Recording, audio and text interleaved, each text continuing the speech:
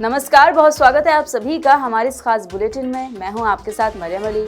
चलिए देश और दुनिया की जो तमाम जरूरी खबरें हैं उन पे एक नजर डाल लेते हैं। बीते दिन दिल्ली एनसीआर में ठंड थोड़ी कम हो गई थी, तापमान बढ़ गया था, लेकिन आज सुबह जैसे ही हुई वैसे ही क्या देखा, कोहरा, घना कोहरा छाया रहा, जिसके बाद ठंड काफी ज्यादा बढ़ गई।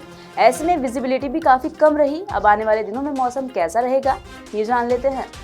दिल्ली के दक्षिण पूर्व, पूर्वी, शाहदरा, मध्य, उत्तर पूर्व, दक्षिण, नई दिल्ली, पश्चिम, उत्तर पश्चिम और उत्तरी दिल्ली के कई इलाकों में मध्यम कोहरा छाए रहने की वजह से ठंड काफी ज्यादा बढ़ गई। वहीं आपको बता दें कि आज सुबह करीब 5:30 बजे की एक रिपोर्ट के मुताबिक कई हवाई अड्डों पर दृश्यता बेहद कम दर्ज की गई, जिससे हवाई परिचालन प्रभावित होने की आशंका भी बढ़ गई। वहीं ग्वालियर, हिंडन, वाराणसी, प्रयागराज, बरेली, जयपुर, अंबाला, सहारनपुर, गया, पटना और विजयवाड़ा जैसे शहरों में 600 से 800 मीटर दृश्यता के साथ हल्का कोहरा दर्ज किया गया। बताते चले कि बीते दिन ये रिपोर्ट आई थी कि आईएमडी का कहना था आने वाले दिनों में ठंड काफी ज्यादा बढ़ जाएगी, लेकिन अभी फिलहाल कुछ दिनों के लिए तापमान में बढ़ोतरी होगी, जिससे लोगों को ठंड से थोड़ी राहत मिलेगी। मगर आज जैसे ही सुबह हुई तो देखा घना कोहरा छाया रहा, जिसके बाद तापमान काफी ज्यादा गिर गया। अब आने वाले दिनों में बारिश भी हो सकती है, जिसका पूर्वानुमान आईएमडी ने दिया है। वहीं दिल्ली एनसीआर के लोगों को सिर्फ कोहरे से दिक्कत नहीं हो रही, उन्हें पॉल्यूशन से भी काफी ज्यादा दिक्कत का सामना करना पड़ रहा है। जितनी ज्यादा ठंड बढ़ रही है उसी के साथ प्रदूषण भी लगातार बढ़ता जा रहा है। आपको बता दें कि आज के AQI की बात करें तो वो करीब 700 से ज्यादा दर्ज किया गया। कई इलाकों में 700 के आसपास रहा है। अब वो कौन से इलाके हैं ये बता देते हैं। अक्षरधाम मंदिर के आसपास का इलाका धुंध में डूबा रहा, सड़कों पर दृश्यता कम रही और लोगों की आंखों में जलन महसूस होने लगी। हवा की हालत बेहद खराब दर्ज की गई। कुछ आंकड़ों के मुताबिक कई इलाकों में AQI 700 के पार पहुंच गया, जो खतरनाक श्रेणी के भी ऊपर आता है। PM10 और PM 2.5 दोनों ही कट सामान्य सीमा से कई गुना ज्यादा ऊपर दर्ज किए गए। वहीं केंद्रीय प्रदूषण नियंत्रण बोर्ड के मुताबिक कुछ इलाकों में AQI 445 तक रहा, जिसे गंभीर माना जाता है।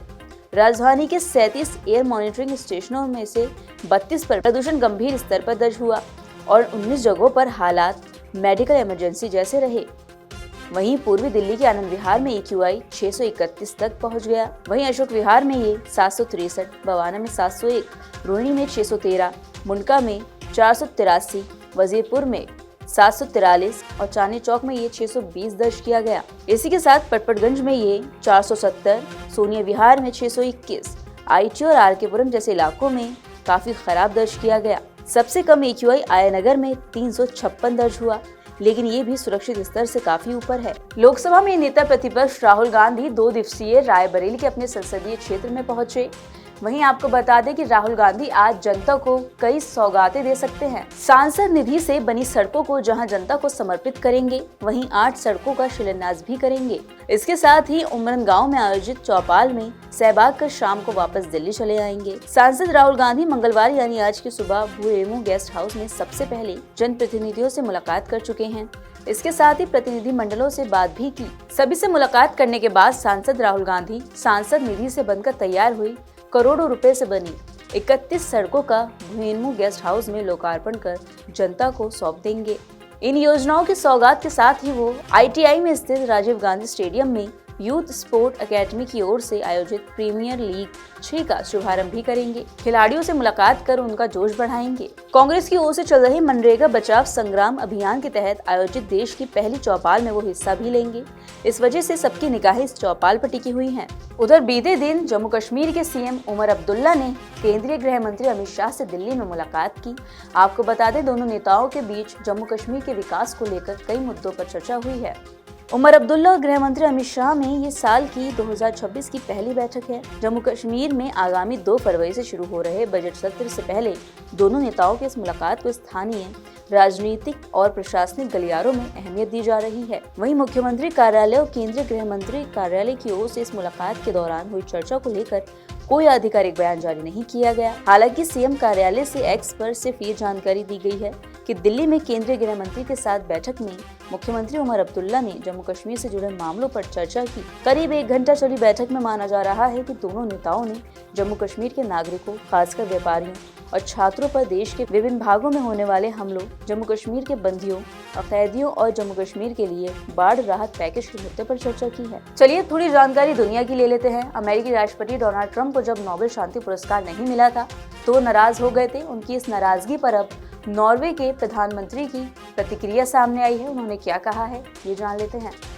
नॉर्वे के प्रधानमंत्री जोनास गेहन स्टोरे ने कहा, नोबेल शांति पुरस्कार नॉर्वे सरकार नहीं बल्कि एक स्वतंत्र नोबेल समिति द्वारा दिया जाता है। स्टोरे ने बताया कि उन्होंने ये बात स्वयं ट्रंप को भी स्पष्ट रूप से समझाई थी। उन्होंने कहा कि मैंने राष्ट्रपति ट्रंप को साफ किया था कि ये सर्वविदित तथ्य है कि नोबेल शांति पुरस्कार का निर्णय एक स्वतंत्र समिति करती है, न कि नॉर्वे सरकार। प्रधानमंत्री स्टोरे के अनुसार ट्रंप का ये संदेश उस वक्त आया जब उन्होंने और फिनलैंड के राष्ट्रपति अलेक्जेंडर स्टब ने मिलकर अमेरिका द्वारा प्रस्तावित टैरिफ बढ़ोतरी का विरोध करते हुए ट्रंप को एक संदेश भेजा था। ये टैरिफ नॉर्वे, फिनलैंड और कुछ अन्य देशों पर लगाए जाने की बात कही गई थी। स्टोरे ने बताया कि उन्होंने स्थिति को शांत करने और बातचीत के जरिए समाधान निकालने के लिए ट्रंप के साथ फोन कॉल का प्रस्ताव भी रखा था। तो ये थी वो तमाम जरूरी खबरें जो हमने आपको दिखाई। इन खबरों का अपडेट भी लगातार हम आपको देते रहेंगे। बस उसके लिए आपको जुड़े रहना होगा नवोदय टाइम्स पंजाब केसरी के साथ।